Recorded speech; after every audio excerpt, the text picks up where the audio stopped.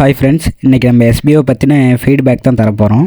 இந்த school of business organisation இது எங்கே லொக்கேட் ஆகிருக்குன்னு பார்த்தீங்கன்னா திருவண்ணாமலையில். இது ஒரு நம்பகத்தன்மை வாய்ந்த ஒரு பார்ட் டைம் ஜாப்னு சொல்லலாம்.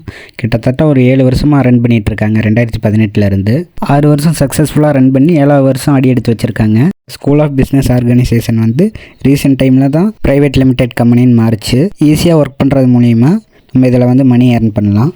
எஸ்பிஓ இனி வரும் காலத்தில் இங்கே இருக்க மெம்பர்ஸுக்கெலாம் ஃப்யூச்சரில் பிஸ்னஸ் ஆப்பர்ச்சுனிட்டி ஏற்படுத்தி தராங்க. அது எப்படின்னு பார்த்தீங்கன்னா, ஒரு கம்பெனியில் டைப் வச்சுட்டு அதுக்கேற்ற மாதிரி நம்ம தயார் பண்ணி அவங்களுக்கு அந்த கம்பெனிக்கு நம்ம ஒர்க் பண்ணி கொடுக்குற மாதிரி ஆப்பர்ச்சுனிட்டி ஏற்படுத்தி தராங்க. அதுக்காக இங்கே கிளாஸும் நடத்திக்கிட்டு இருக்காங்க. எஸ்பிஓலேயே கிளாஸும் எஜுகேஸ்ட்டு அந்த மாதிரி கிளாஸும் நடக்குது. இப்போ பைமோட் இ ஷாப்பிங் ஆப்பு. இந்த ஷாப்பிங் ஆப் மூலிமா நமக்கு தேவையான வீட்டுக்கு தேவையான க்ரோசரிஸ்லாம் குறைஞ்ச விலையில் நம்ம வாங்கிக்கலாம். அதாவது எப்படின்னா, நமக்கு ஒவ்வொன்றும் ஆர்டர் போட நமக்கு ரிவார்ட் பாயிண்ட் அப்ளை ஆகும். அது மூலிமா நம்ம அடுத்தடுத்த ஆர்டர் நம்ம குறைஞ்ச விலையில் வாங்கிக்கலாம். அதுக்கேற்ற மாதிரி எஸ்பிஓ மெம்பர்ஸ்க்கு ஏற்ற மாதிரி டிஸ்கவுண்ட்டும் தராங்க அவங்க. நெட்வொர்க் மார்க்கெட்டிங் மூலிமா மணி ஏர்ன் பண்ணுறேன்னா அது எஸ்பிஓ ஒன்று தான் சொல்லுவேன்.